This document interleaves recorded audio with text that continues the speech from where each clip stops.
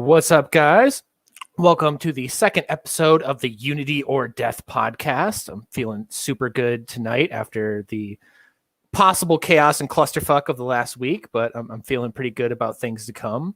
Tonight, we have a little council on anarchism. We're going to do a little bullshitting about anarchy, seeming it keeps getting brought up, especially Michael Malice going on. Lauren Chen caused another anarchist shitstorm.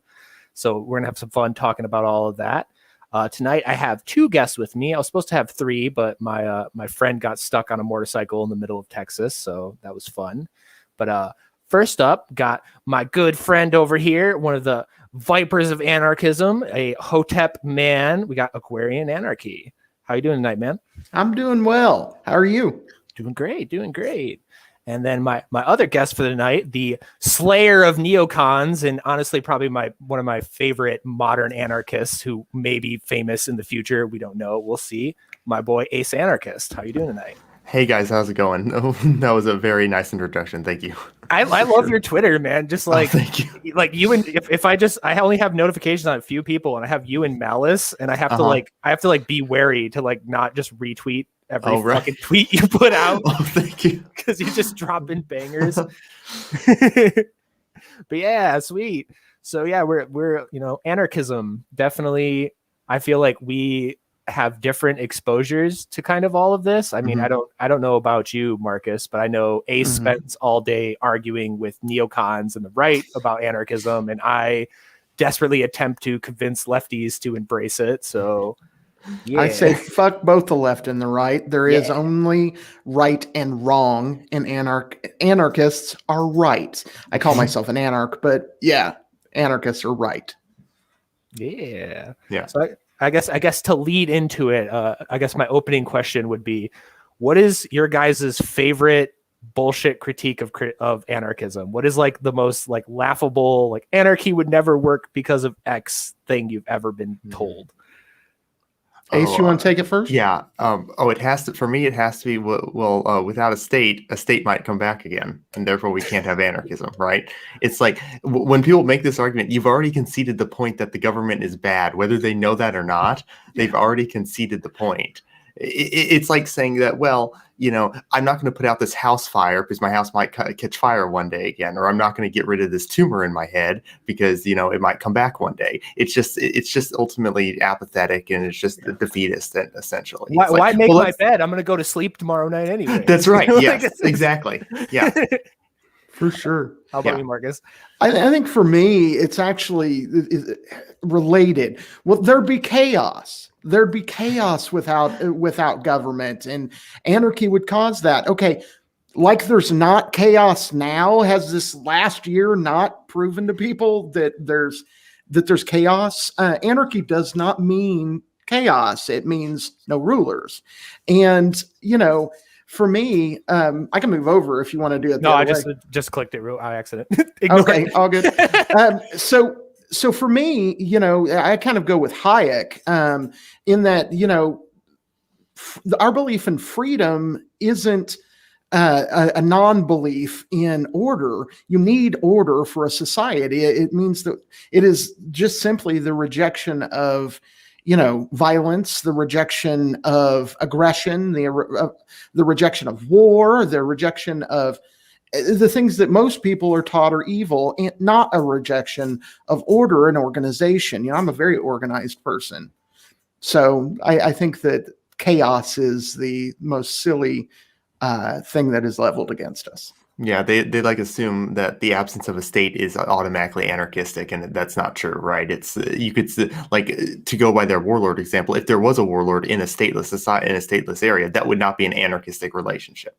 Correct. And I mean, even a consensual warlord in an anarchist, everyone agrees to have a warlord. That's kind of what you have anarcho-monarchy, which a lot of people talk about. That's still better than an involuntary government. Especially if you can opt in or out. That's a big thing of anarchism. A lot of people don't understand. My thing is that my favorite one I heard, it was just last week, that without it was specifically about the police, but it expanded into government. It's without the police, then people would just go around and just burn cars and take down power lines and destroy all the infrastructure, and we would be living in caves again. And it cracks me up because there's nothing stopping the average person, and a lot of people actually do this famously, from just like going out with a pair of $5 shears from Home Depot and just screwing with a fuse box and knocking out the power to an entire town. Right. There's nothing stopping anybody. Like, just go out in the middle of nowhere to a power line and just like fuck with the power box and can knock power out of the whole town. Sure. It doesn't happen all the time because people don't want to do that. Right. Like the desire, it requires desire to do that. And that desire, like the police and the government don't prevent people from having that desire. Yeah. Yeah, there's also, there's people who do that now with the police, right? So for one, their assertion that, well, this would happen in anarchy, it happens now, right? Yeah. And also, right. as you were saying, this idea that it's hard for me to wrap my head around this because it's so like out there, out of my thinking. But this idea that people have that without a government, people would just lose all sense of like value for their own life or property, and they would just let people like murder them, right? It doesn't make any sense when you think about it for half a second. It's like, no, these people would want to protect their lives and protect their stuff, right? So, it's just kind of crazy. Yeah, I feel like the fundamental divide is like whether you think people are good or whether you think people are bad. If you think people are good, then you're open anarchy. If you think that they're bad, you're probably a statist, but then you're still running into flaws because, well, people are bad, so we should empower people to go after people. Right. Like it's a cyclical logic, no matter how you get to it. It's Yeah, very much like the social contract thing. Like right. And I'm kind of the school that maybe Murray Rothbard kind of school, burn it down. And what I mean by that is burn their arguments down. I'm reading a book right now by not Murray Rothbard. Can't remember. It's on Rhodes. It's name's escaping me right now. Anyway, is it Walter Block? It is Walter Block on the Rhodes, and I like his approach to how to deal with roads and stuff like that. He says, just point out the abysmal failure that the state does. You don't have to make the argument for anarchy as much as could we do worse than the state currently does with the roads. And that really falls to be true no matter what issue you're talking about. The state does everything terribly. One of the things that I like to say is, how would entering violence and coercion make a situation that is already bad better? The who will build the road things cracks me up the most out of anything. For the most part, they're like in the United States right now, at least, like almost all the roads are already built. So we can move past like the who will build the roads. Like we already have roads over this entire country. So it's like, who will maintain the roads is the real question. And Sure. I'm from Michigan, where every single governor has run on fix the roads because the situation is that bad. There's one right down the street that could eat a Prius. Government ain't doing it.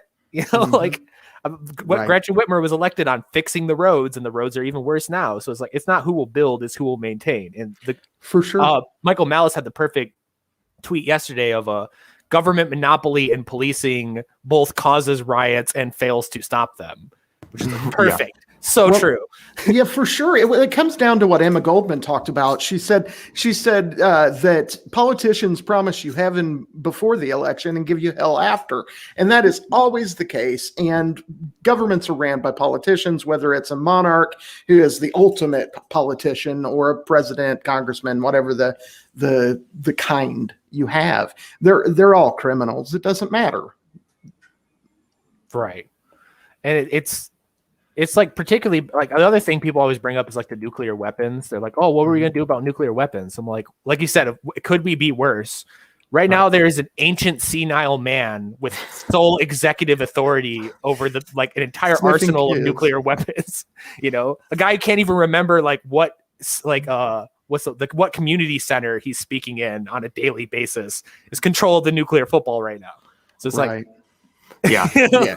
Particular in the nuclear weapons question, I always like to bring this up to people because it's like, you're not really critiquing anarchism. You're critiquing the fact that we live in a dangerous world that has nothing to do with anarchism, right? So nuclear weapons are a problem, but the fact that, monopolies on violence should be able to have them. I mean, the United States, if it wanted to, could wipe out all life on Earth right now. Right. Immediately, right? So multiple times over. Yeah, yes, over. Yeah, we could blow up the moon for fun on the way there. And It's like, it doesn't even. Most people are just think, oh well, we don't have to worry about that because these people are in control of it. Well, no, you should be worried about one guy having all these nuclear weapons. Yeah, and I gotta give a little anecdote. I live in Indiana, okay, and there's this is the beauty and wisdom of government. Right in the middle of Indiana, which to those that don't know where Indiana is, it's completely landlocked. There is a naval base. I'll repeat, in the middle of Indiana, there is a naval base that I have a friend who works at said naval base. I will leave his name completely out of it, but he is partially involved in the weapons manufacturer that they do there. And that particular naval base lost a Stinger missile. Just lost it. Oops. Now, they were all scared that some terrorist has it, but that's not the case. Some hillbilly in the middle of Greene County, Indiana, is sitting around going, "Look, guys, what I got!" Yeah, some ancient family blood feud is about to end in a very interesting way. Yeah, right. But these people that make the argument for government in its entirety, and I'm talking about the people that most people would call the left, although I don't believe in the left or right, but they would be the left, the ones that want total and complete government control of everything. They don't the neoliberals, that would be the language at least the lefty friends of mine would use. Right. They don't think 2 steps back. They don't think 2 steps. Forget thinking 3 or 4 steps into a situation. They don't think 2. They do not think what is another ramification of these things. So the hard part for us, whether you call yourself an anarchist, an anarch, a voluntarist, a libertarian, whatever you call yourself, the hardest part is that we have to go, okay, but if you did that, this, and this would happen, or this, and this happened that caused that. And that makes it difficult for us to because people nowadays just want a soundbite. That's, Ron Paul struggled with that when he ran for president in the GOP is, his explanations don't take 3 seconds. They take, his entire time, which was usually around 15 seconds. Yeah. That's like the never ending libertarian or anarchist issue is give me the quick rundown. It's like right. Especially when you get into things like economics and there's no possible way you can break that down in a short amount of time because of the 3rd, 4th, 5th order effects of it. It's somebody in the chat right now is asking what's the anarchist position on net neutrality? Short answer, it wouldn't be a problem because that's a government thing. Long answer. right yeah. And ISPs are a function of the state too, because they have a quasi monopolist status, right? And that's people's problems. Why they wanted net neutrality is because of the ISPs in the first place. Sure. And those are problems, but it's like that. I think sometimes people think that things that are this is the whole they're a private company thing. Well, yes, in some sense technically they are. But they're also only exist in the form they do because of the state's meddling into the market, creating. Yeah, Nashville is the perfect example of that, where I think it's the current, whether it's the mayor or governor of Tennessee, I don't remember. It's Blackmore, I think her last name is, has family members that work for Comcast and Xfinity on the board, and they have exclusive rights to all of the all the towers and all of the power lines and everything in the city. So only can get Comcast, and people are like, my private company. It's really? Yeah. No. No. Yeah, it's the same thing. It's the same thing with Google too. Of DuckDuckGo doesn't get a $1 billion contract from DARPA to build artificial intelligence. Right. Google isn't really a private company.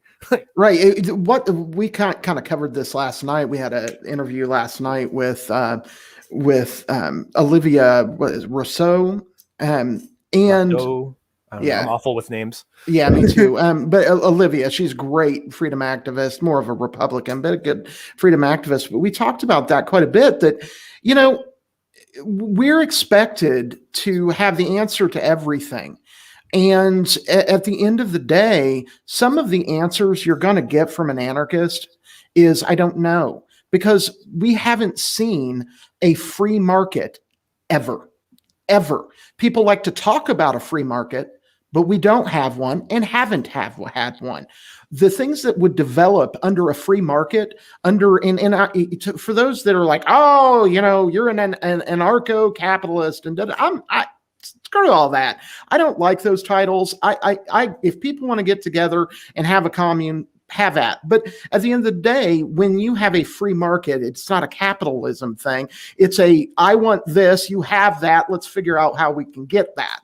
And so at the end of the day, what it looks like when you have a free market, we don't know. We do not know what that's really going to look like, because it will pan out in ways that we could not expect. 15 years ago, we would not have known that social media would be the thing that it is today. Would have had no idea, wouldn't have even entered into our minds. And 30 years ago, we wouldn't have known what the internet is, wouldn't have known that it would bring things. So being able to tell what everything that will happen or won't happen in a free market is impossible. We can't do that. Yes, this is uncharted territory. Talking about moving to an anarchistic society is new. It is a new idea. Sure, there are people throughout history that have had anarchist ideas, but at the end of the day, there's very few. There are more anarchists alive today than have ever existed. And so what we're talking about is an evolution towards something better without violence. And I think that its time is slowly approaching. Yeah, and if I could just add on to that for a second, it's, the point about they're like, okay, well, show me all the ramifications of this free market or how it would work, right? It's funny because, whenever those people propose some government policy, they're never expected to answer, okay, what are the potential downsides of this policy 3, 4, 5 years down the road? Right. What could all the negative externalities from this policy be, right? And the fact that they can't answer that, they don't think that's, a death knell for their proposal. But yet, when they do the same thing for the anarchists, they would say, oh, well, you can't answer every single question I have. Oh, well, I guess this just can't work then, right? It's arrogance on their part that they think people should be expected to answer every single question. This is the point of Mises and Hayek, right, that they made, that one individual cannot know. It is literally impossible for one individual to know, and that's why centralization is bad. Because there's no possible way some central mechanism could ever have enough information to properly calculate and allocate resources. Yeah, that's like one of my favorite interviews of all time was Killer Mike on Bill Barr with Robert Reich or whatever his name is, the short economics dude. Yeah. It was a panel on gun control. And Bill, Robert Reich obviously is like gun control, ban assault weapons, everything. Killer Mike's like a two-way extremist. So Killer Mike turns to him and he's like, you white liberals need to stop and think about the consequences of the shit you're trying to pass, because the cops are going to kill black people first. And Robert Reich is paralyzed. But that's exactly the point of they're just oh, ban guns. And then it's well, you're a liberal, you're progressive, you're anti-racist. Where are there the most cops? In the city. Where are most of the black people? In the city. Where are the cops going to go first? Right. But you're right. They never assume all these steps down the way. Right. They never have to answer these questions. They just throw out their blanket answer and then just forget about it later and then defend it to the death more than anything else, which is really annoying. That's the one thing I do like about liberals like Tim Pool and stuff like that, is he'll at least acknowledge of hey, if a system stops working, maybe we should like welfare, for example. Don't get rid of welfare, but maybe try a different version of it. These other people will defend Social Security, welfare, and stuff like that. Right. While it's failing actively forever. Yeah, they just need more money. If it's failing, you just need to push more money. That's all that needs to happen. Push more money into pockets of politicians. Yeah, that's right. Chicago public school teachers being the 14th highest in the world in pay, yet they have a 52% literacy rate. Right. It's just more money, guys. Ignore all the other problems. But at the same time, with saying that, we do actually have solutions. One of the things, I kind of came into my own as the press secretary for Adam Kokesh when he ran for president to dissolve the federal government. And I learned a lot, just an awful lot about solutions, because Adam's a thinker. And like him or don't like him, he does think, and he thinks a lot, and he tries to come up with solutions. And his idea of localization, I think, is a solution. How do you solve all of this government problems without scaring the living shit out of people? Because people like to have their government. They like to feel like there's somebody there that's going to protect them. We all know it's bullshit, but they like to think that that's true. And how you get there is you don't strip it all away like you take a Band-Aid off. You don't do that. You slowly pull it back. You get in his plan, the first step was, well, can we just pull back? The federal government is 90% waste. Can we not just get rid of the federal government and leave people with their states? Or even if like a coalition of states like Indiana, Illinois, Kentucky, and Michigan wanted to come together and have a little state, a little country, can't we just do that? And people say, oh, that's balkanization. And yes, it was government that caused balkanization to be a bad thing. Right. So we do have solutions.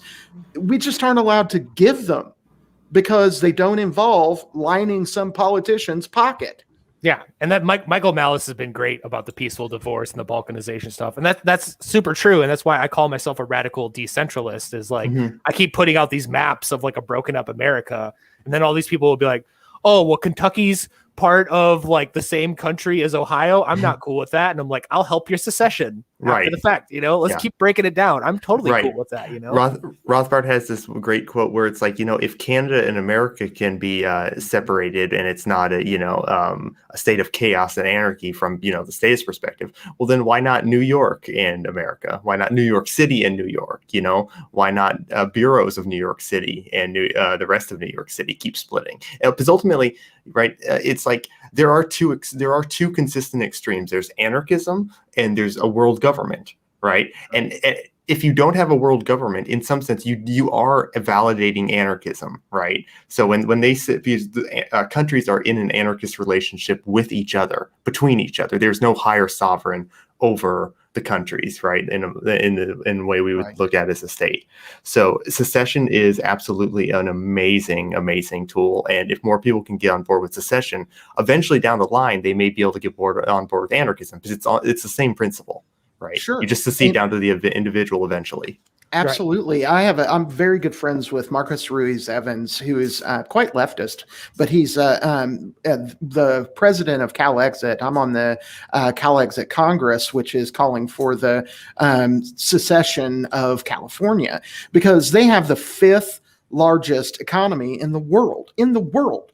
Like California can just be its own thing. And what I find funny about the whole thing is they'd actually wind up freer than the United States is because and people are like, they're socialist.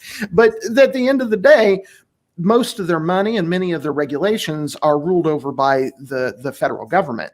But at the end of the day, we're everywhere. Anarchists are everywhere, man. And, I've seen that in the secessionist movement. Now, I do think that without an overarching understanding of what's going on, like Adam was talking about in his presidential race, there are really only two major states, maybe three, if New York might be able to do it. But really, California and Texas are the only ones prepared right now to just say, okay, we're our own thing. But it's coming. And the success of Brexit should be a sign that that's coming. Yeah, because Europe's the best example of that. Of Europe has gone through how many super states, how many empires, like more than you can count. Of all of Europe belong to these people, then these people, then these people, and they continually keep breaking down into these smaller chunks. To where even now, like Catalonia is trying to secede from Spain, Scotland's trying to secede from the UK. Like it's natural, and even within like a county by county basis, it's natural. And I always bring up the Rojava, I'm not sure how to say it, over in Syria, the little like anarchist commune that's over there. They do it like block by block almost, where like every neighborhood has like a council, and then they go and send to a bigger council, and then a bigger council, and then a bigger council, and that's like how they make any decisions, through consensus and like kind of communal meeting. Sure. And they're great. And that's, city blocks. So if that works on that scale, then why not states? Why not counties? Why not cities? Like we've done this before. Yeah, the goal should be like like until we get to anarchism, like thousands of little city states, like Liechtenstein's. Yeah. Sure. And the thing is, I don't have a bit of problems, and people that are anarchists give me shit and say, oh, you're really just a minarchist. I don't give a damn what title you put on me. I don't care. That does not matter to me. But, I don't care if my local area, my county has like a little government. To me, that's not a real government.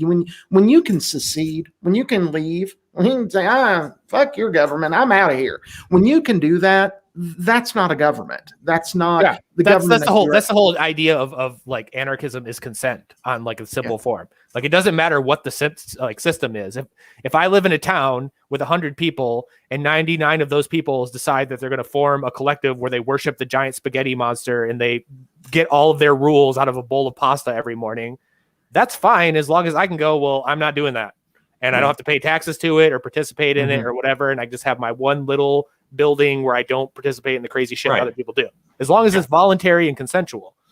Yeah, mutual aid societies and associations are good examples of this, right? People would pool their resources, come together, and provide like services that they wouldn't be able to afford individually, like whether that be like healthcare, housing, anything, just anything, unemployment, and you can associate or disassociate, and you're not coerced or threatened to be thrown in a cage if you don't want to pay, right? So that's like there are all these great solutions out there, like market-based solutions, and they don't involve any type of coercion, and they've historically worked, right? So I always bring up the stat of they're very close. They're not exactly, but they're way closer than you'd think. The amount of money the United States government pays into welfare programs is almost matched by private charity and donation. Yeah, that was 2020, and that's even with taxes, regulation, everything like that. People are still that generous. I just shared something a couple hours ago about how a guy opened a GoFundMe for pandemic assistance for his community, and he got like $40,000. Yeah, and then the government stepped in and is demanding $16,000 worth of taxes from him. Like, people don't realize how much the government gets in the way of charity, like because they want a monopoly on charity, which, in my opinion, because they don't want to see that we can outcompete them. To where There was a local man here that was arrested for allowing, I think it was like 16 homeless people to sleep on his, like he lived out in the rural area, middle of nowhere, wasn't bothering anybody. And he literally just like cut down some trees and put up like some cheap housing and was like, hey, you guys can stay here. And he got arrested for zoning violations. Yeah. So it's like zoning violations are like tyrannical. And I don't think people pay enough attention to those because they think that, oh, that's just, some local thing. It doesn't really matter. Right. No, those are like, extremely destructive. Extremely that's happening right. That's about to cause a Waco 2.0 in Vermont right now, because I don't know if you guys are seeing what's going on with it's called Slate Ridge. This guy in Vermont, ex-military guy, he went and bought some property in a rural area. He converted it into like a school and a firing range and did all sorts of I don't remember the exact details. We did all sorts of like environmentally friendly things to the range to make sure that the lead doesn't poison the ground. He protects the trees and everything, like super eco-friendly. And he does free training for like vets and like LGBT people and like everything. Just lets people come out here and he trains them in firearms. The local county is like, well, you weren't approved for a school, so you have to shut it all down. And the guy is like, fuck yourself. And now they're like demanding like the police go shut him down. And he's like asking for like security and for like people to help patrol his property. And it's just a giant shit show. And it's like, that's just zoning. Yeah. Like dude's literally doing charity training, like environmentally friendly, like charity training, and the government's trying to shut him down because he wasn't permitted to open a free school. Right. Yeah. I'm involved in a very similar situation, different topic, but a very similar situation. I'm involved a little bit with a group here in Indiana called Hearts in Hand, ran by a friend of mine, and it's connected to the First Church of Cannabis, which is lots of fun. But which, if you're ever in Indiana, go to the First Church of Cannabis. It's a good time. Indiana sounds like a much wilder place. We're talking about Apple. You just gotta know my friends. Yeah. Oh boy. You know all the fun people in Indiana. I do know all the fun people here, but they were doing something in Muncie, which is in kind of northern Indiana, for the homeless, because they provide food, hot, warm food for homeless people every week. They go out on Saturdays and deliver home cooked meals to the homeless all over Indianapolis usually. But they had went up to do something in Muncie, and the police stopped them and were going to arrest them because they were feeding the homeless without a permit. They didn't have their licensing, and they didn't have, and where they were feeding them wasn't zoned for food, and all these kinds of things. And, me, I was madder than hell when I found out about it. And I'm like, okay, because at the time, Adam was doing really well in the LP, and I thought he's got a real good chance of being the LP presidential candidate. I'm going to put my ass out there and and let them arrest me. I've got lists and lists of media contacts. I'd love to tell them about me getting arrested for feeding the homeless. I'd love that to happen. But they do that. That's what the state does. It's because most people miss that monopoly is a function of government. When they say if you have an anarchist society, you're going to have monopolies. That's bullshit. It cannot exist without government, because as soon as you have a widget that somebody else can create in a better way, presto, you don't have a monopoly anymore, because you don't have government enforcing the monopoly. Yeah, absolutely. And I mean, even now, it's like, oh, well, they'll just send goons to like shut down any of their opposition. It's like, you mean like the government? Now. Yeah, just like now. Like the government? Right. Except if they did, you wouldn't be legally barred from defending yourself, unlike now. Right. Yeah. Like another. I'm going to keep quoting Malice because he just drops bangers. It's like every critique of anarchism ends up just being a description of the status quo. Exactly. Yep. But yeah, I mean. Yeah. Like people do just vastly underestimate how much the state gets in the way of people just fucking helping people. Like the other example is the guy in LA that built all those tiny homes for the homeless there, of like semi-functioning showers, like charging stations, solar, everything, and they just like set them up. The city came and tore them down and like threw them in, the landfill and everything, because they weren't zoned properly. They were in an abandoned parking lot. These people are going to go sleep in a tent on the sidewalk fucking anyways. But because it was, and again, monopolies, because it was competing with the current mayor's like fix the homeless strategy, which was way more expensive, way less efficient, and would take like, I think it was like 8 years to implement. This one dude with a GoFundMe and some fucking hand tools is out solving the problem now. It's not acceptable. Shut it down. And for those that wonder, we don't just bitch about the state. We bitch about the state a lot. But really, what we're saying is that, surely there's a better way. If you show me a way that can work, some kind of anarchist thing or whatever, convince me, show me. And so many times people get caught up because honestly, anarchists in the past have had an awful PR campaign, not only levied against them, but levied for them. We are all the time treating each other and treating other people like assholes. And the biggest thing that we are, anarchy is peace, love, and freedom. That's what we are. That's what we stand for. That's what brought me to call myself an anarchist, is because I believe that people are good. And I believe that we can come up with solutions cooperatively, that cooperation is greater than coercion. And that's what led me to be an anarchist. Yeah. It's like, people will always say that, well, all these bad, here's the thing, right? They'll say that, well, what if someone does something bad, right? Well, someone can do something bad here. It's always a question of like, well, what would you rather have? Would you rather have people who have a legal privilege to do bad things, or people who don't have a legal privilege to do bad things? It would seem obvious, you'd rather be in the state where it's like, yeah, you don't want them to have a legal privilege over you. And people do come together all the time and perform all these wonderful, like, voluntary services for each other, and this is almost never reported on, unless it's reported that the state's actually shutting it down, right? That's the only time those things will ever be reported on, or that people would ever even know about them. So yeah, all these great things happen all the time, and they're just never covered. So yeah, it's not sexy to actually help people. No, it's not. I had punks with lunch on, and they work with food not bombs, and they're all over the place every fucking weekend doing all sorts of crazy shit, Mhm. and most people don't even know they exist.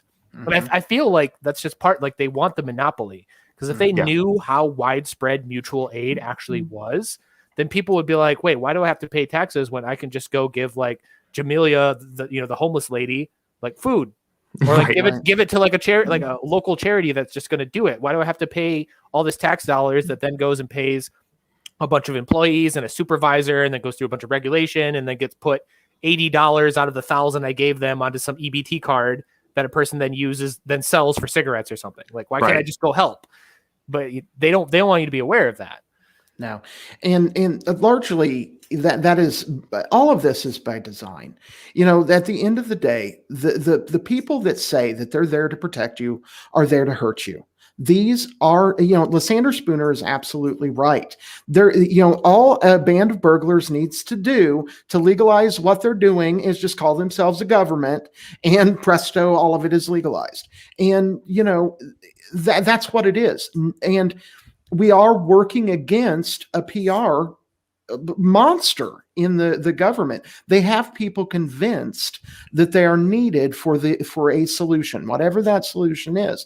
People would be starving if we weren't doing food stamps. Really, then before food stamps, when the Masons and the churches were doing it, that didn't exist, right? Or the umpteen bazillion different ways that human beings interact on a daily basis in a state of anarchy doesn't exist to them, because we didn't need the government to let us know to come on this podcast tonight. That was anarchy. That it was anarchy when I got in my car earlier today. My wife and I went and visited her stepdad because he's having some work done in the hospital, and we went and visited him. I didn't interact with the state the entire way there. You might say I didn't do over the speed limit and stuff like that, but ultimately, generally, what we are missing the opportunity to point out is when the state interacts, it's almost always negative. When the state if the state had interacted with me on my trip to visit my my wife's stepdad, then it would have been I got pulled over for doing 3 miles over the speed limit, or maybe I had a Ron Paul sticker on the back of my car. I didn't, but it's been done. It is always something negative. When is the last time you had a positive experience at a state facility? Oh yeah, what the fucking Tim Pool and everybody keep, like, the conservatives in particular keep citing the statistic of, like, I think they said like 92% of interactions with the police over the course of like 2019 were positive, and it's like, according to who? Right. Because when I got pulled over last week and was given a $250 ticket for expired tabs in the middle of a fucking pandemic when the Secretary of State is closed, so I can't even renew them, I was like, hello, officer. Thank you. I'm sorry about that. I'll get right around to it. And the cop went to his car, and then I fucking screamed at my windshield. But that cop was like, that was a positive interaction. Also, he didn't yell at me or call me a cunt or nothing. Like, what does it say that a positive interaction is an interaction you don't have where the other person doesn't arrest you, right? Well, I guess most of our interactions are just positive no matter what, because it's like, right, it's kind of like, well, my master didn't beat me today, so I guess that was a pretty positive interaction. It's like, no, wait a minute. It's Stockholm syndrome to the extreme, and I'm so glad the thin blue line stuff is like, it's simultaneously breaking while also like rapidly solidifying at the same time with the other people. But like, my simple thing to go towards it is I bring up the fact that all laws are discretionary when it comes to the police, because there's been several Supreme Court things about this. So if there are good cops, then when that cop pulls you over for your window tint and gives you a ticket, they chose to do that.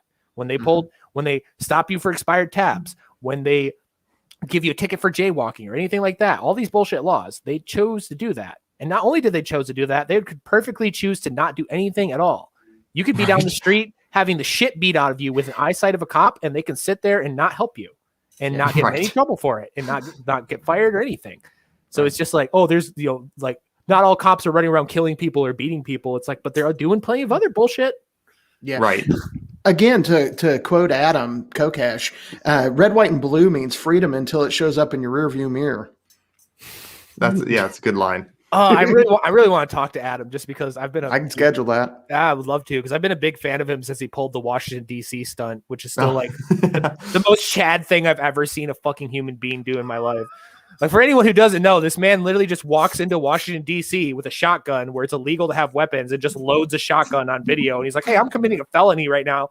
and then got fucking goon squatted and arrested afterwards for it. Dude, they not only did they do that, they sent, this is a fact, they sent more people to Adam's house for loading a shotgun. That's all he did.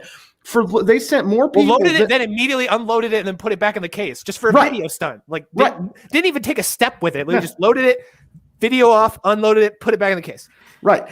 So they sent more people to his house. They had helicopters over his house.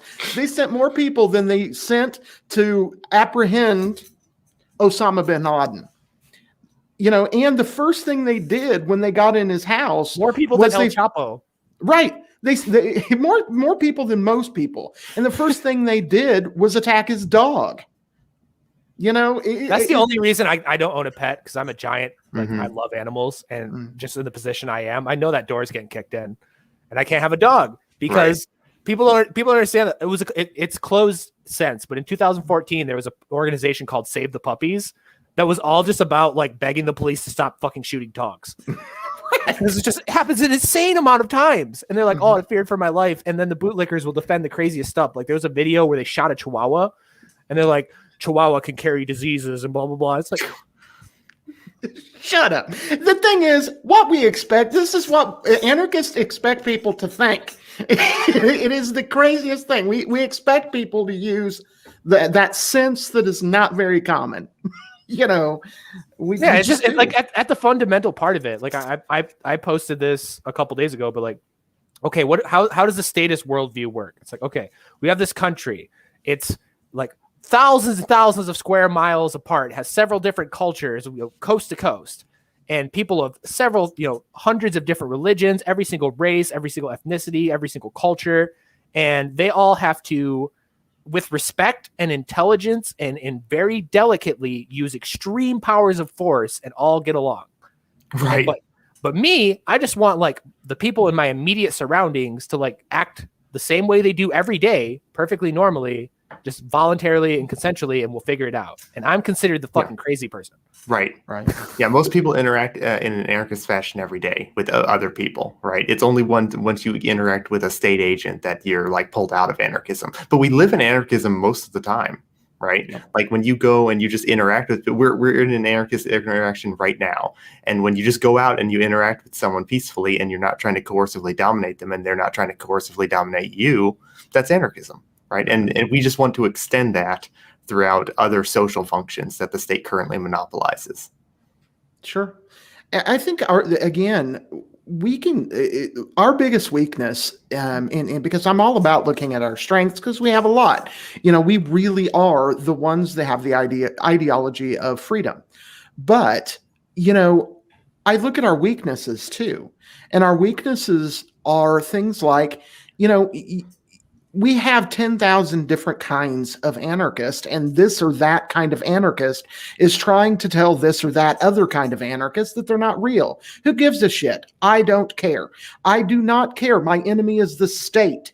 I don't care. My enemy is not an anarcho-communist. My enemy is not an anarcho-capitalist, an anarcho-this, a mutualist, a green anarchist, whatever the hell somebody calls themselves. They're not my enemy. And don't get me wrong. If you like the title of, whatever it is, voluntarist, whatever the title, great.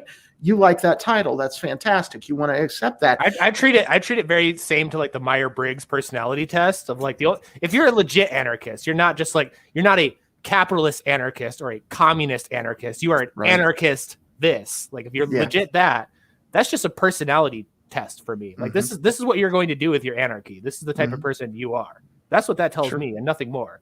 Because I mean, this leads perfectly. I did want to talk about panarchy and anarchy without labels with you guys, because that's kind of the big thing that I've been pushing. I guess while we're talking about it, why I have my own theory, but why do you think that's such a fucking pain in the ass to accomplish, to get like people that are supposed to agree that the biggest threat is the state to stop trying to cancel each other over more than anything like labels and the words they use. Not even the ideas, but just like, well, you're not an ANCAP, you're a mutualist because capital bubble, and they just go into this giant, and they argue for 15 fucking hours. Like, how do we get past that? And why do you think that's a thing, really? I think it's probably because, like, let's say, like some of the more like left anarchists versus the right anarchists, it's not. I'm not saying they don't have actual disagreements, but most of them come from a cultural difference, right? In the sense that they use language differently, right? So if like a right anarchist uses the term capitalism, now I'm not personally a fan of the term capitalism, but the fact that I understand what they mean when they say capitalism, and I have very few problems with it, right? But when a left anarchist hears that, they think of that word in a much different context than a right anarchist, and vice versa, right? So this makes communication extremely difficult when you can't agree on the foundation of the concept itself, right? So I think that's one of the biggest reasons why they can't agree. Yeah, that meme of like me trying to explain my political ideology without using spooky words like capitalism, communism, or anarchism is just apes together strong. Yeah, right. Yeah, exactly. I think Ace is right largely, and a lot of people would like to call me an anarcho-capitalist, but it's not true. And I think ultimately a lot of it too is just who you've read, and a lot of people get their start in different places, and what I think makes me particularly different in many ways is that I actually started my political journey, if you will, as a straight up communist.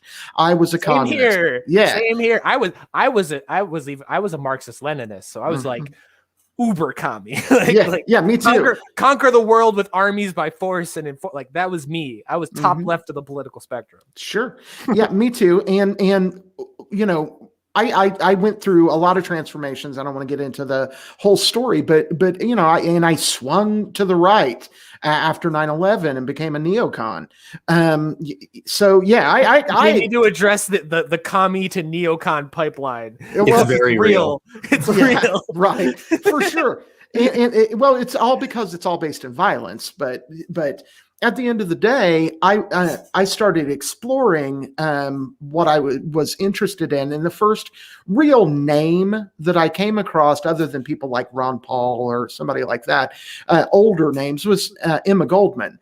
And I read her, and this is after, I was a neocon. So when I read Emma, I went, some of this stuff's crazy, but some of this stuff makes a hell of a lot of sense. She's using the spooky words. Right. I don't like the spooky words. Right. And so I started reading her and got into what she was saying. And then I was like, okay, well, I want to see what other things there are out there. So I started reading, Hayek and Mises, and I looked into, all kinds of different anarchist writers, got to Lysander Spooner. I got, Bastiat, all that. And I found that for me, Rothbard made the most sense when it came to everything for me. So it's about what I read. And so when challenged, I had a debate with a libertarian socialist, or he's more of an anarcho-communist, a couple of years ago. And in the debate, where we had the same opinion on everything but economics, everything. And I mean everything down the line, everything. Now, again, like for instance, I think forced rental, which is a socialist idea, it can be just as bad as forced capitalism or forced socialism or any of that stuff. But ultimately, what we came down to was he and I were using the same words, and that primary word we used was voluntary. That was the primary word that we use. That's why generally when talking to people that I don't want to explain anything, I say I'm a voluntarist. My personal preference for title is anarch because it eliminates all that bullshit, because anarch is very simple and directed. A monarch is one ruler. A oligarchy or a monarchy is one ruler, and a monarch is that ruler. An oligarch is multiple rulers. An anarch is someone who is self-ruled. And whether or not you consider yourself an anarchist, if you believe that you rule, are in charge, are self-sovereign, then you're an anarch. Doesn't matter if you're left, right, pink, purple, whatever it is, you're one of us. Right. Yeah. Benjamin Tucker has this great quote, which is like, if you have a right to self-govern, all external government must be tyranny. Mm-hmm. Yeah. And I mean, like, For sure. that happened to me, to where, I mean, but before I have my favorite quote ever, but before I get to that, my favorite thing is both left and right anarchists using like the read theory, as if not assuming that I have not like gone from like Right. conquest of bread to like on authority. Like I haven't read all of this and then come to my own thing. They always assume that like, oh, you just read Rothbard one time, or you just read Right. Emma Goldman one time. You never heard any of these other anarchists. Like, no, I've gone through most of them, and I came where I am.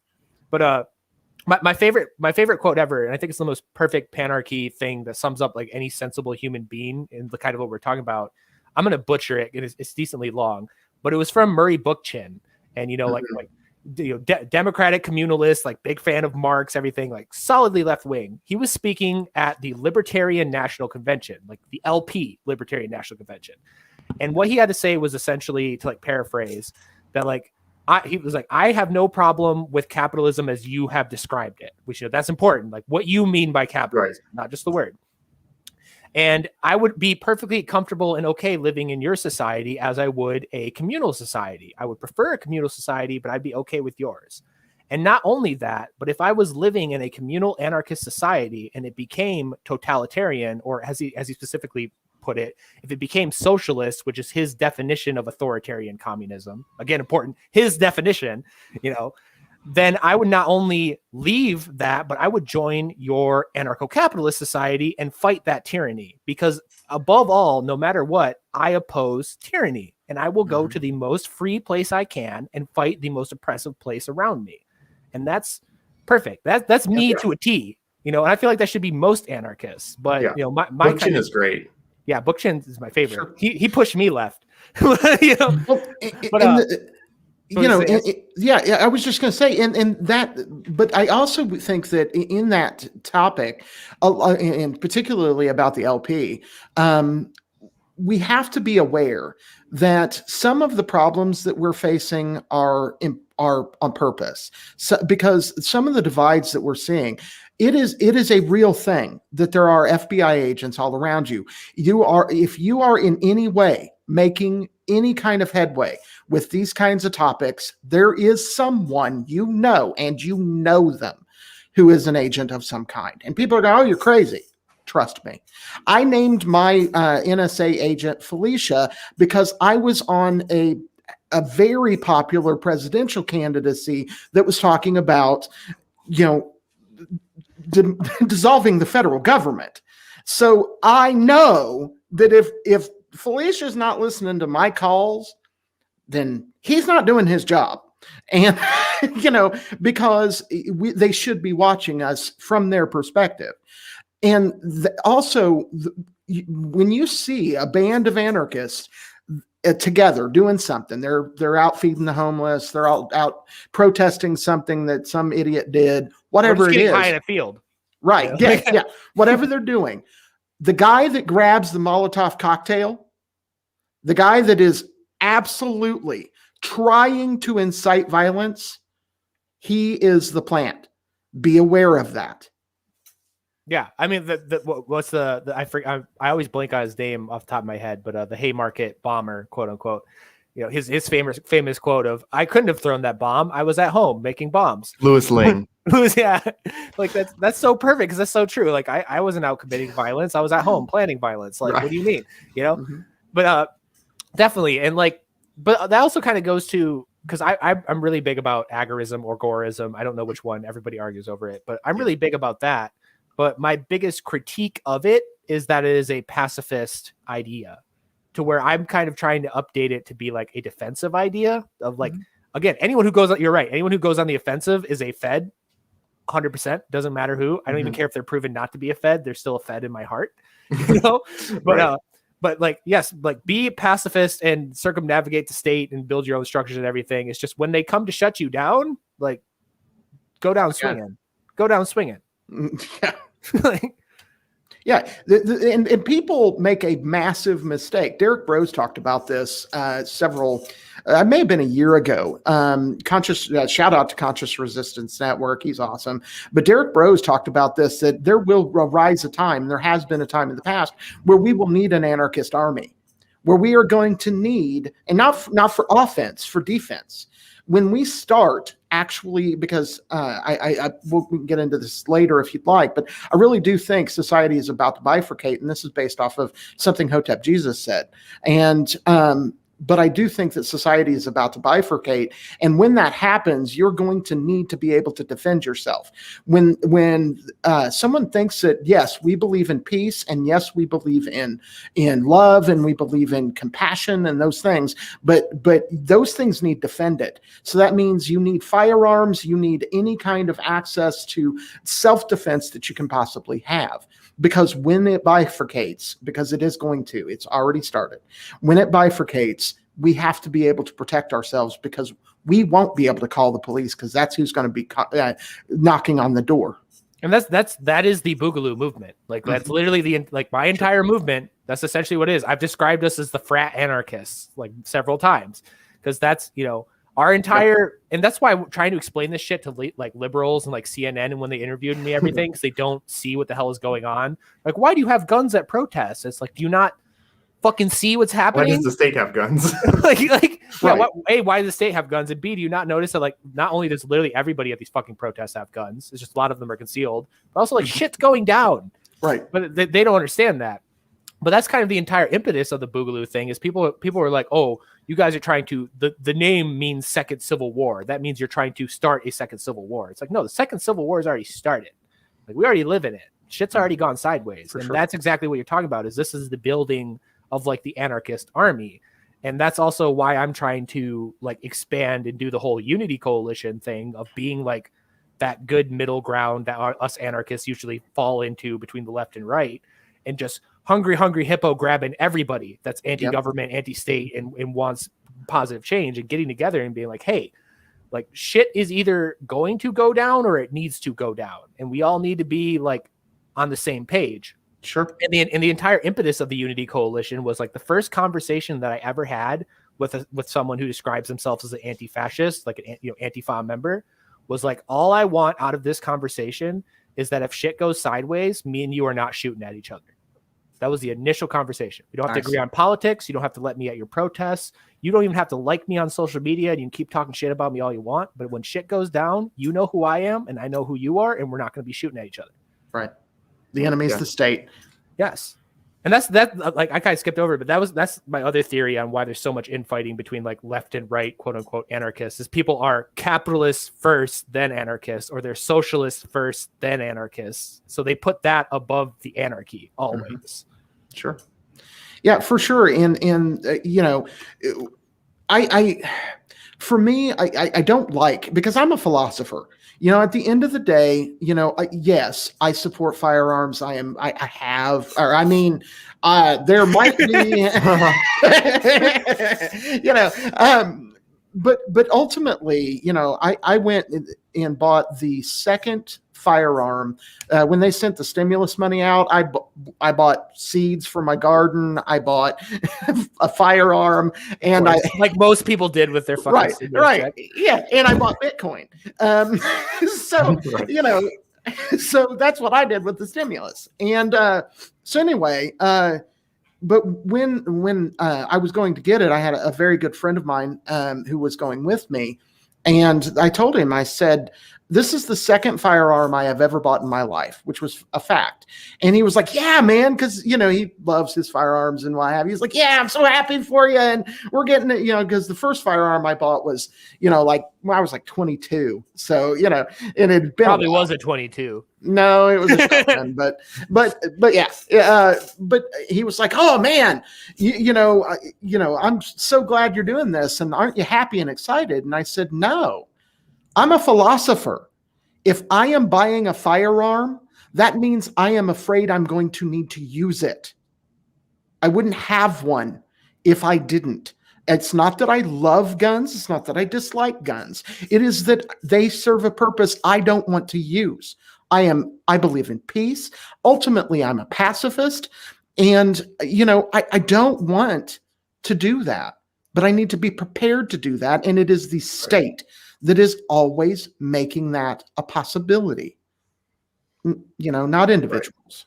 And people will always kind of jump off that. People will always say, "Well, you and your firearms, you won't take down the the United States federal government with it." But it's also like it's not when you have a gun, right? It's not to in some sense to think that you could take on all these other people. It's to say, no, we're going to raise the cost of you enforcing this policy to a point where maybe you'll think twice about it, right? Well, That's all it has to do. You never have to fire the gun. You just have to the other person has to know you have them, and that will make them think twice in some sense, that think, is this policy really worth it? Is it, Yeah. That whole argument just blows my mind, because it's like it's not like we don't have in very recent history a case of illiterate desert tribesmen in sandals and robes with 50-year-old Soviet weaponry running around the most advanced military in the world in the fucking desert for 14 years straight. Right. Or I just listened to a video today about the Toyota war, to where literally like the Chadian nation using fucking Toyotas defeated Gaddafi with like tanks and helicopters and fighter jets, and they were just driving around Toyota trucks. Right. Yeah. And the thing is, here's an example. I write a lot, or have written a lot. I wrote around 22 articles on forgotten freedom fighters for Adam Kokesh for his Steemit page for about 2.5 years. And I need to be uploading this to Steemit. I totally forgot Steemit existed. Well, yeah, unfortunately, but anyway, that's a subject for another day. But most people are unaware of a particular person in the United States from just after the Civil War. His name was Red Cloud. And why that person is important is that Red Cloud united the Sioux Nation against the United States government, one of the most, even though they weren't the most powerful, but one of the most powerful militaries in the world. At that time, they united the Sioux Nation, whose main weapons were bows and arrows, spears and clubs, and soundly defeated the United States in a 3-year war. They defeated them. The United States military unconditionally surrendered to Red Cloud. How did they do it? Exactly how Ace was talking about it. They made it too expensive for the Americans to fight it. Now, the Americans made a bunch of promises. Red Cloud retired, and then we know what happened to the Sioux. They gave them some blankets because they thought they were cold and needed a little bit of anthrax to warm them up. But but ultimately, in this country, people with sticks defeated the American government. We have millions of firearms.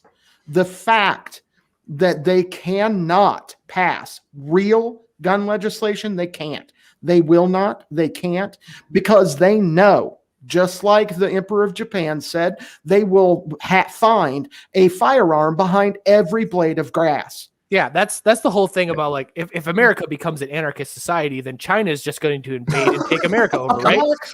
It's like okay, everybody points to obvious things about like the rednecks and their tree blinds and like the swamps and everything. Those are all obvious, the white people. I posit like a different problem. The local Chicago Police Department cannot hold the south side of Chicago. Right. How do you think the fucking Chinese military is going to do it? Yeah. Like literally black kids that grew up in these neighborhoods cannot police these fucking neighborhoods. And you think a bunch of foreigners with are going to be able to hold Inglewood, Chicago, or right, Brooklyn, New York, Harlem, or any of these places. Exactly. Like, on top of obviously like the usual like crazy redneck with a homemade machine gun in a fucking deer blind somewhere in Virginia. Like, right. It's ridiculous. And also to add on to that, people will always say, well, they have nukes. They could just nuke you. For one, this is insane, right? The state does not want to nuke its population. The entire point of states is predation on the productive class, right? It's like a farmer decides one day, I'm going to go slaughter all of my cattle. It's like, no, that's not if another state is trying to invade, they're trying to invade because of the tax base. right? States are tax farms. So this idea that they would just go, full Sherman's March and just plus the resources. Like if you're nuking it, then there goes all your natural resources, your lithium, your iron, your coal, your water, your fresh water. Let me throw a quote in here real quick. This is Thomas Paine. He said, wars are not, or taxes are not levied to carry on wars. Wars are carried on to levy taxes. Right. Yep. Thomas Paine. Yeah, and it's just people don't understand warfare. Like, it takes people to fight wars. Machines mean nothing. Not all this shit doesn't mean anything. It's all going to become irrelevant when things go sideways. Right. And the simple fact of the matter is, like, I really genuinely believe, I'm not like a nuclear fear person at all. Mm-hmm. No human being in this world is ever going to use a nuclear weapon on like the planet, because we all know, every one of us fundamentally, that we're all fucked. If one of them goes off, we're all fucked. Right. There's no winning that. We all acknowledge it. So if someone did try, they would probably be killed. Right. Yeah. You know what I mean? Like if some world leader did try, they would be, I'm certain that they would probably be taken out. I mean, I don't know, man. The best example Biden are sniffing every day might roll over on the button. Consciously and willingly using it. Not fucking thinking that it's like the Uber button in like nuking Mexico or something. But yeah, it's just like the prime example of that is the Soviet sub commander that got the order to launch nuclear weapons. And this is like high-ranking Soviet officer, heavily brainwashed, super fucking comrade, Stalin, everything like that, knowing that he will probably be killed, knowing his whole family will probably be tortured, knowing he will be disappeared from the history books, was told to fire nuclear weapons, and had all the reason to, had everything on his screen, told him he was being attacked, that they need to do it right now, and he said, nah. Right. So and it turned out to be a flock of birds. Yeah. On the radar. Yeah. So if that dude of all people said no, everyone's gonna say no. Like that is as close to his most brainwashed and drank the fucking Kool-Aid as you can possibly get in human history, and he said no. Yeah, and people, again, this comes down back to the roads thing. We have roads.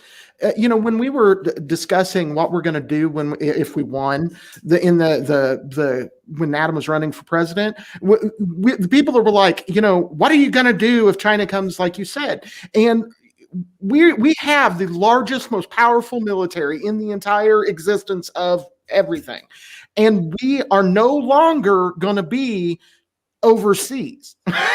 All those weapons, all of those jets, all of those boats, all of that stuff is coming home.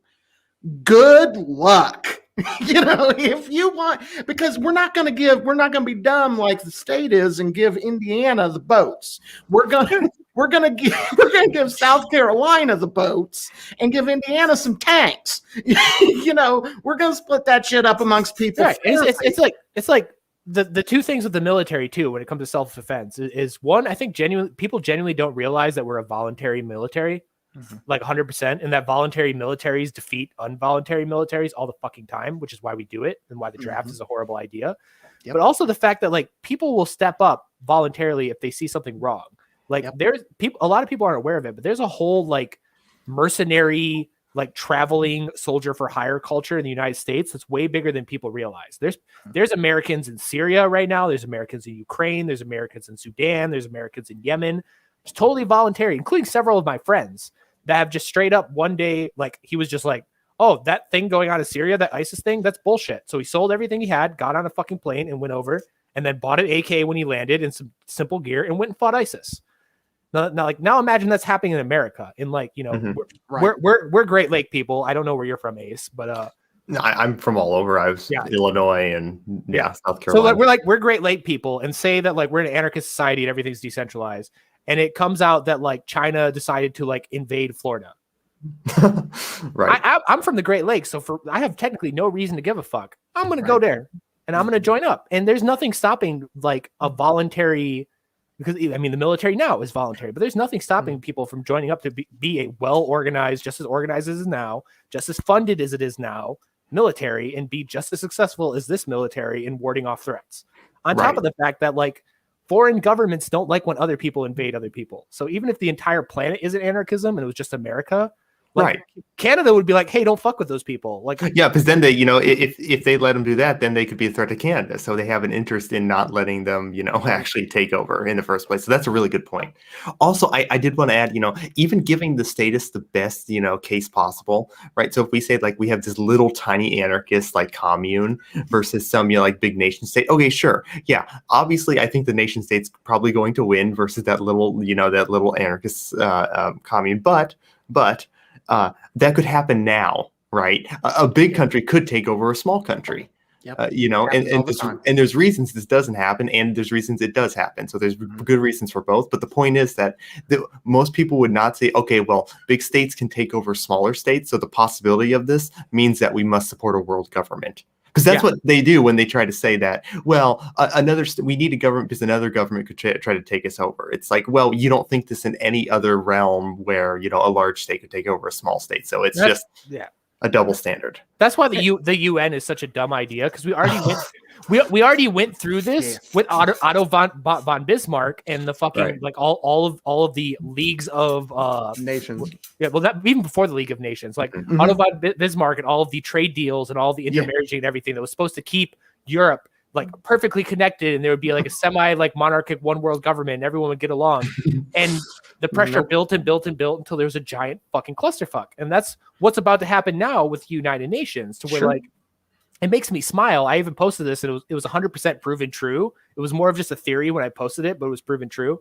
Of nothing will get all of the disparate factions of politics together faster than if the United Nations ever deployed peacekeeping forces to the United States. Like, for sure. Every single communist, Nazi, redneck, anarchist, libertarian, everything, they would all stop. They just stop talking to each other for a couple of minutes and then go start collecting blue helmets. Right.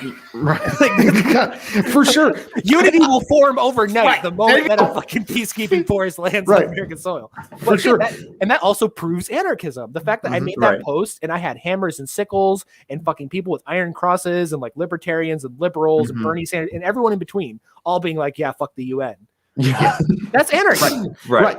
And I gotta back up for just a second, because one of the things I also would like in my little dreamland head, when we've got our anarchist society in the United States and China decides to be jiggy and attack Florida, imagine, because we're not going to be like restrained. Release the Florida men. Right. Yeah, exactly. But we're not going to be restrained. When the United States military shows up, they got rules.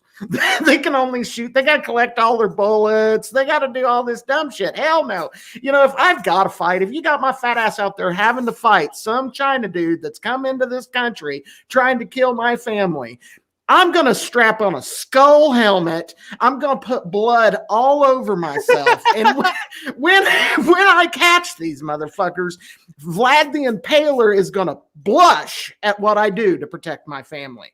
Yeah. So, at the end of the rules day, are gone. Now right.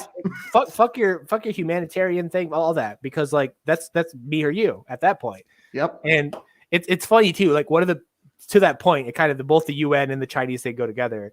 My friend Rhett, one of the original Boogaloo guys, he put it in perfect words. And this was when they were talking about deploying peacekeepers to the southern border to like enforce border control or something like that. That was like a couple of years back.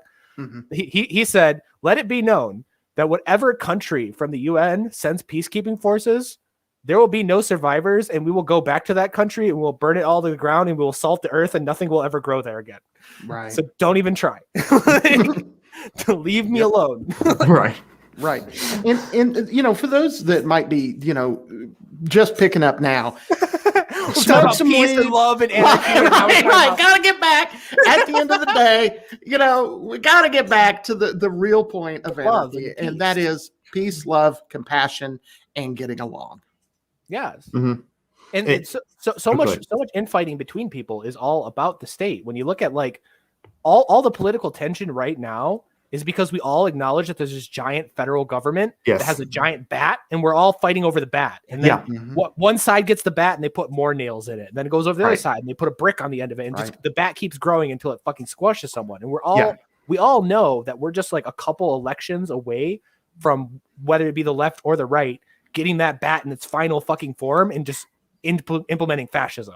Right. Yeah. It's like it's a prisoner's dilemma, right? You put 10 people in a room and you put a loaded gun on the table. Everyone in that room is incentivized to go run for the gun, right? Because they don't want other people to run for the gun. And that's politics, right?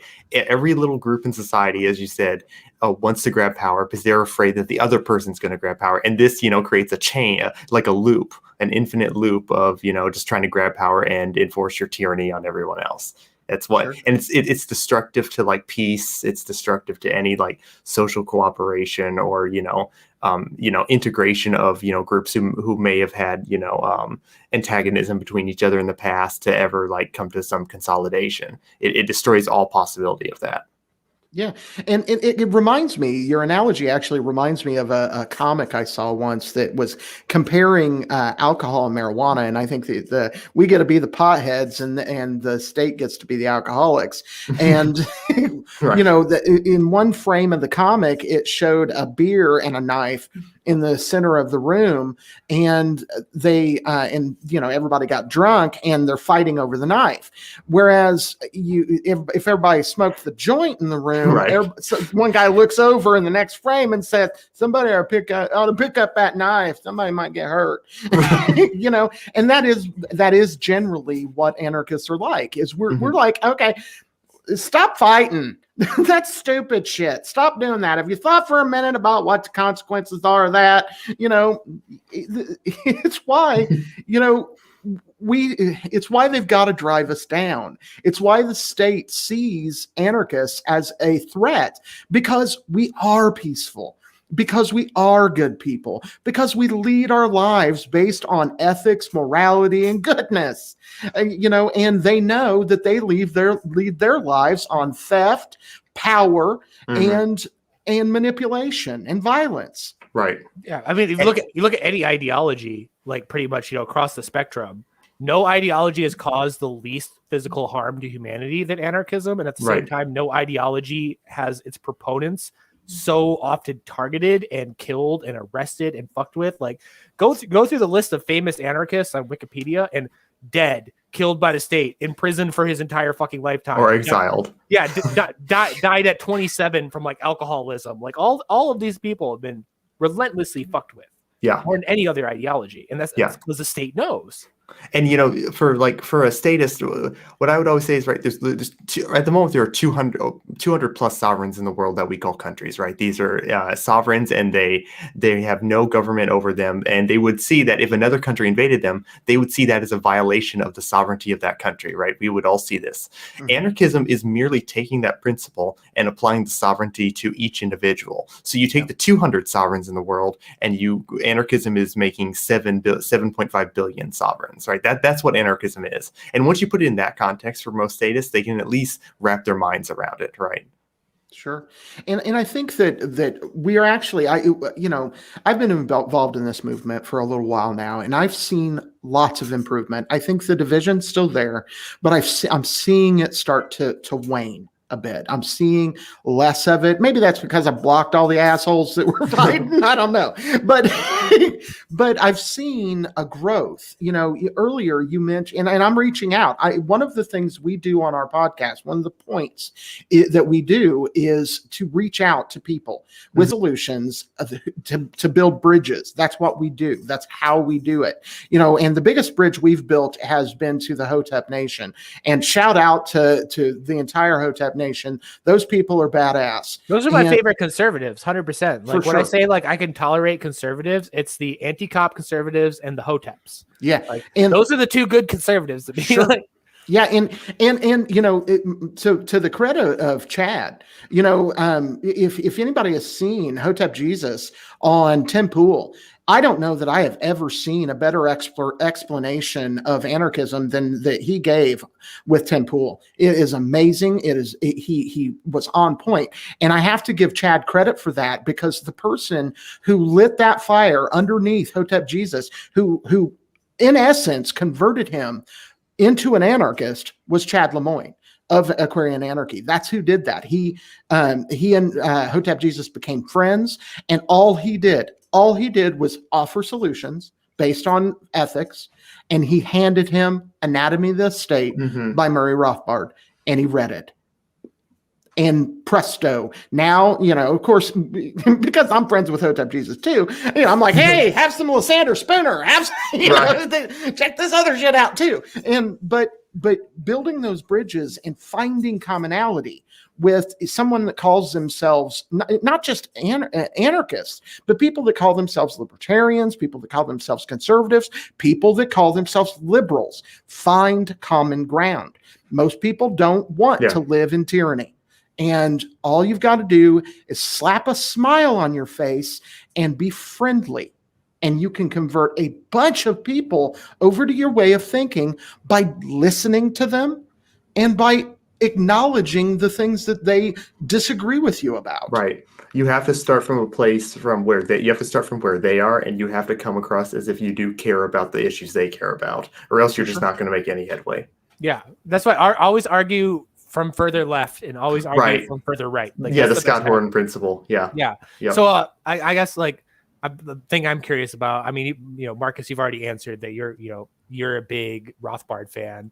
Who's your, if not favorite, then at least like the first one that pops in your head? Who's your favorite anarchist, Ace? Probably I really love Benjamin Tucker. Benjamin Tucker, Spooner, and Rothbard are probably the three that are up there. Although I also love Emma Goldman, Voltairine de Cleyre. She's a really underrated one. Voltairine de Cleyre is my favorite one. Yeah, she's great. Because she's very specifically like America. Like yes. Yeah, she has great writings on like where like the American experiment went wrong, and she was like, the Declaration of Independence and this stuff was actually really good, and then it went downhill. So yeah, she has a lot of great writings on that. To name a few more, probably I'm gonna forget, and later I'll listen to this. I'm like, oh, why didn't I think of that person? But there's so many good ones. There's so many good ones. There's not really a bad anarchist writer. Yeah. I like Proudhon. Proudhon's kind of hard to read at certain points for people because he sometimes sacrifices like I think the best way I've heard it described is it better or worse than Stirner? I think in some sense worse because the worst thing, or the best way I heard Proudhon described is, Proudhon's French, and that's how he writes. No. So sometimes you don't quite understand what he's saying, and you have to kind of read it over and over to kind of get he's cultural. Yes, and it's very allegorical.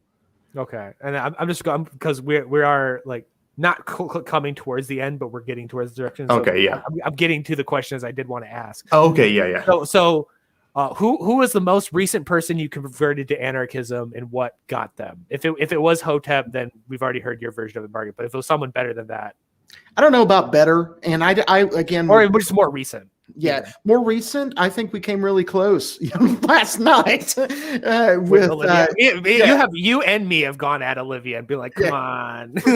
Yeah. But I think that that probably my conversion that's a big name.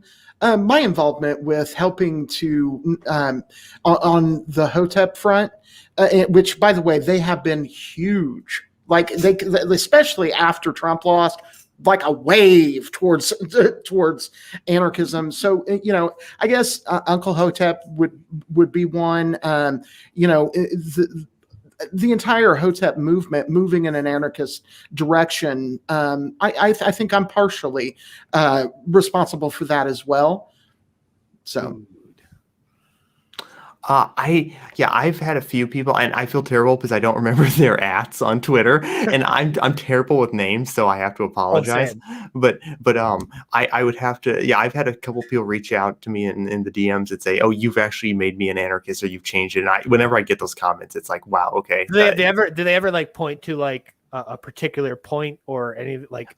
No, I think it's just like an aggregate of like what they viewed on my timeline. But those are always great. Yeah. Mine would be so my friend Stacia, who I'm with like the Libertarian Unity thing. I had a debate with her about anarchism, and she was very critical of anarchy, and she came out like more warm to it, but still not being an anarchist. And then we interviewed a nuclear engineer together, and he brought up how the nuclear industry is self-regulated and that the government has actually done worse things with nuclear energy than the private sector, and they covered it up. But the private sector instead like formed a a body between competing companies that are trying to crush each other capitalistically, but they form this body to like regulate. And she's like, that's anarchism, isn't it? And I'm like, welcome to the club. yes. And she's like, I might be starting to turn into an anarchist. And I'm like, dude. That's like a perfect example, you know, like the nuclear industry self-regulated while the government was still like making soldiers walk towards exploding nuclear weapons and shit. Right. Like, as they do. So your one of your hoteps in the comments though, he did ask, what would be the best way to get the information out to the public, out to the majority? Debate, public speaking? I think that anything you can get out into the public, you know, again, I think the most effective thing you can do is, because when I say voluntarist, I'm not just talking about voluntary government. Volunteer. Go do shit. Go be the guy in an anarchist t-shirt of some kind. You know, be out there carton shit for homeless people. Be out there, you know, working in your local food bank. Be out there doing something.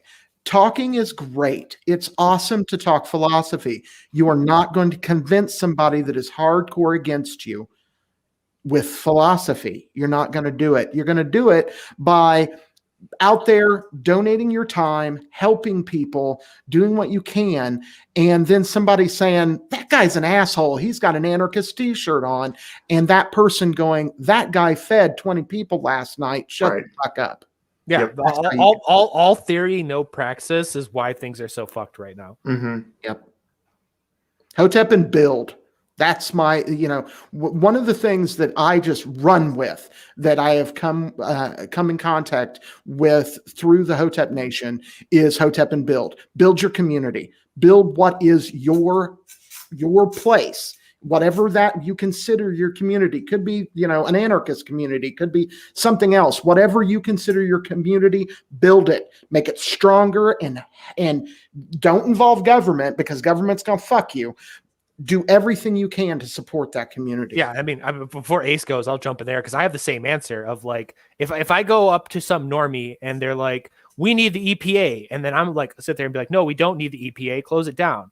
They're like, that's crazy, that's bullshit, and they won't believe it. However, if they're walking down the street and there's a guy in an anarchist shirt or Rothbard shirt or whatever, and he's sitting there picking up garbage on the side of the road, and they're like, oh, thank you, and it's like, actually, hey, by the way, this is proof that we don't need the government to do this.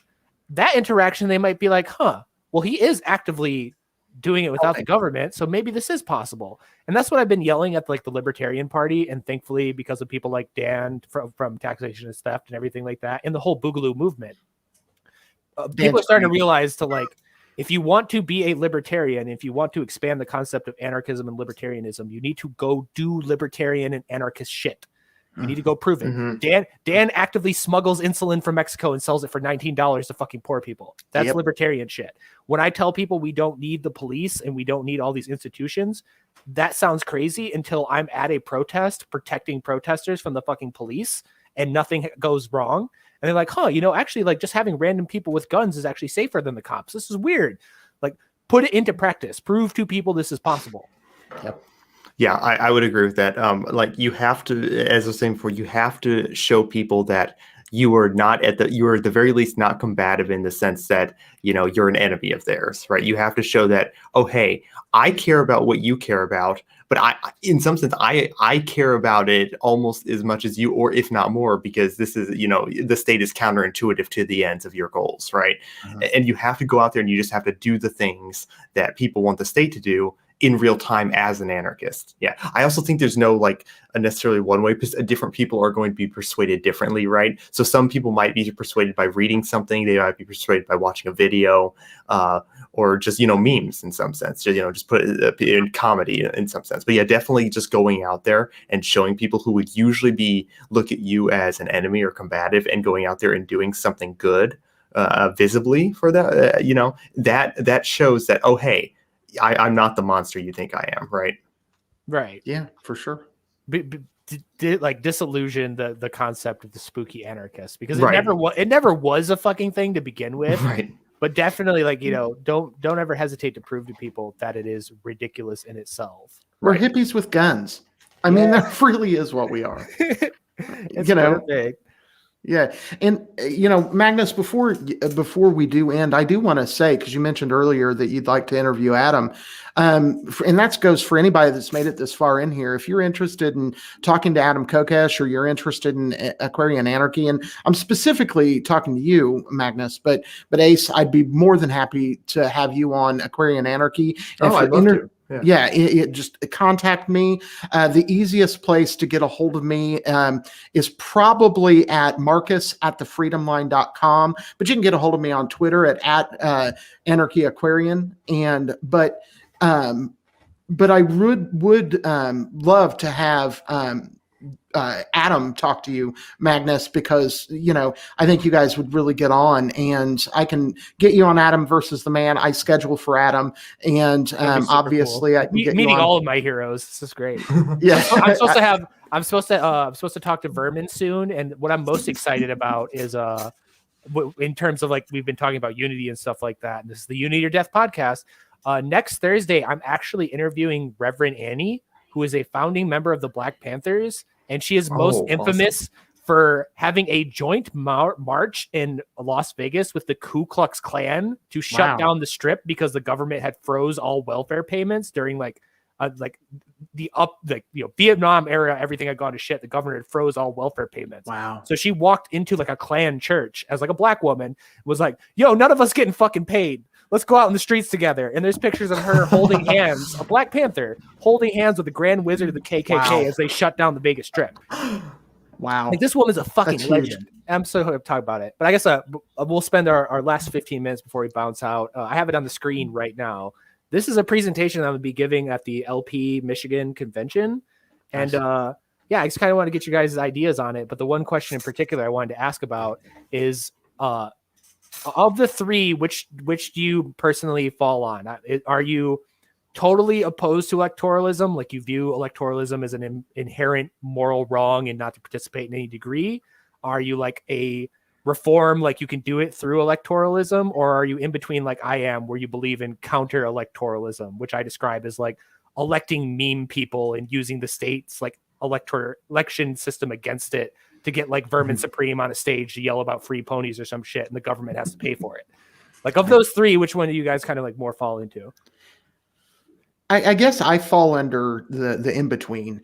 I am all for the LP and places like that existing, or Liberty Republicans, whatever it is. Love to see some Liberty Democrats. Haven't seen them yet, but would love to see them. Tulsi tried. Yeah, she did. Tulsi tried. She failed. She got fucking destroyed for it, but she tried. Right. But all for educating people, but freedom doesn't come through the ballot box. Freedom comes when the mass of people, and this is paraphrasing Rothbard, the mass of people realize the illusion that is the state. And my kind of mantra has been, make the state irrelevant, and do everything you can to be self-sufficient and not participate. So I'm a bit of an agorist in that way. I just don't think that that information will travel in that way. And I think what the Libertarian Party is good for is carrying on information. So I fall in between. Yeah, I fall in between too, because it's like I have nothing against people who run for electoral politics to either preach the message or to just sabotage the system in general, right? I think that's perfectly morally legitimate. Yeah. Yeah, definitely. Like, I mean, I always, talking to Reed from Naturalist Capitalists, like a lot of the reasons why people volunteered to work for Tulsi Gabbard's campaign is because they knew she would never win, but it was all worth all that money and blood, sweat, and tears just to get her paid by the federal government to get on a live stage in front of everyone in the entire country and fucking destroy Kamala Harris. Yeah, right. Like, that was worth it. All that was worth it. Sure. And it doesn't even matter. And that's why I don't know if it's an actual term. I've coined it, but this is what I'm going to call it. If I'm stealing it from someone else, somebody will correct me. But of counter electoralism, of like, they have all these systems where they have to pay you. If you get this enough signatures, you're on the ballot, you get federal funding, blah, blah, blah. It's not even about winning. It's about like, hey, the government's literally offering you a platform to destroy it. So use that tool. So like I both oppose like we'll solve everything by getting someone in power. Like if we get Dave Smith in the presidency, everything will become great. It's like, no, sorry, love you, Dave, but that's not going to happen. But then on the other side, the people are like, I'm never going to vote. Right. It's like I forget. I think it was like Iowa or something like that. But it's like 10,000 people or something, maybe less than that. I think it was maybe like 8,000 or something like that. People went out and voted for bald soaring eagle or something like that. And they had to cast a vote for bald soaring eagle. And when you're a normal person, you look at like, why did Iowa cast an electoral vote for bald soaring eagle? And you try, it's like, is that a person? Is he like a tribe? Like, no, it's just a shit post. And that puts into people's minds of like, huh, maybe there's something wrong with our government that like, you know, an like entire like chunk of a state would vote for nobody. Yeah. You know, and just using that, like, go spend your fucking 2 hours of the day to go sit in the ballot box and get it to where, you know, 200 million people voted for Harambe. That alone causes damage to the government. You know, use that weapon. Mm-hmm. Sure, for sure. Yeah. Would love to see Noda as a none of the above as a option. The Noda king. Yeah. Just like we saw that ass clown, the former head of the Libertarian Party. Fuck Nick Sarwark. Just like we saw him lose miserably to Noda. I would love to see that introduced into national politics. Because the approval ratings we have, we would if Noda would actually, like, in a surreal world where Noda was an electoral thing, we would live in an anarchist society already. Because the state has like 9% approval rating, like aggregate across every form and fashion. So it's like we're already there. People just have to fucking take the leap. Yep, I'd vote for it. Yeah, cool. So I appreciate you guys having me on. I'm used to going on shows and not even running my own show. What the fuck? Well, we appreciate you having us on. Yes, thank you. Thanks so much, man. Yeah, and definitely like next Thursday. It's probably going to be in the morning. I'm probably going to do like a double feature Thursday. I don't know, because Reverend Annie is obviously, you know, she's an old lady because she's an original fucking Black Panther. So it's not going to be late this night. So I'm going to do like a double feature then. But for you guys, let them know like where they can find you, if you have any appearances anywhere, any projects you're working on, any cool stuff for the folks to know. You can go, Marcus. Okay. Well, to start with, of course, Aquarian Anarchy. Again, if you want to get in touch with me by email, there are 2 emails that you can get in touch with me by. One of them is aquariananarchystore@gmail.com. That one's long. The easy one is marcus@thefreedomline.com. And you can get a hold of me there. The best place to catch me is every Wednesday night we have an Aquarian Anarchy show on YouTube. We're also on all kinds of podcasts. I also suggest Libre TV, which is a Hotep started. The people at the Brown Paper Bag podcast got kicked off YouTube and started their own basically YouTube channel, and it's excellent. I suggest it's like a whole different like site and do like decentralized. Yes. Well, it's not decentralized, not yet. They have lots of plans. It's still in its infancy. They have very few shows so far, but they are working towards that. And we were the first, you know, outside of the people that started it, people involved with it, but it's growing. Lots of Hoteps on there. I strongly suggest, I think it's libretv.co. People check that out. I'll put that in the description when this fully uploads. Nice. I'm gonna have to reach out to them because I tried to get on Rockfin and they're not allowing me. So I'm just like, give me every platform. I'm gonna throw this on every fucking thing. Yeah. Like, I'm gonna put it on BitChute, like all that. Find Soul G, and he's in my friends list on Twitter. But on Twitter, I'm at Anarchy Aquarian, and I'm on Facebook, but I'm not allowed to do anything on there because Facebook shut me the fuck down. I'm on MeWe. All those people are like follow me on Instagram, and I'm like, dude, I got like. It was a national news story how I was banned off of Facebook and Instagram permanently. So like, sorry, it ain't happening. Yeah. So, but I'm on all the things. Just look up Aquarian Anarchy. You'll find me everywhere. We have a pretty good following. We're not huge yet. Notice the yet. We're growing. We grow all the time. And how we're doing it is through things like what you're trying to do here and trying to connect people, bring people together, understand that we have an enemy and it ain't each other. Yeah, and if you want to follow me, you can follow me at ace_archist. And also some friends of mine started a podcast. It's not really political, although it may be one day. It's Power Gang? No. It's a Slurp. It's a Slurp Gang. It's just more of a comedic podcast. Yeah, it's Slurp, the big Slurp. Oh, it's like D and like BoJack and all of them like involved in that. No, it's my friend Anarchist and Rabbi J, who is peaceful okay. underscore slavery on Twitter. Yeah. Yeah. Heck Yeah. Definitely follow Ace if you like, because I don't know how you do it. I don't have the fucking energy for it. This man literally dead ass spends all day just clowning on people. Right on. Clowning on people. And they get so mad. And he's just perfectly calm the whole time. Like I would start getting pissed at Nice. myself if I was fucking schooling people daily like you do. It's infinitely entertaining. Just I think it was like yesterday morning, maybe you were like on a fucking spree, and then yesterday night Malice was on a spree. So like my Twitter feed all day was just fucking neocons getting clowned on. It was great. I love it. So definitely follow Ace. It's Thank great. you. Yeah. All right. And yeah, thanks folks. And like I said, we'll be back Thursday morning and Thursday night. And I appreciate everybody stopping in. Remember, stay safe, stay free.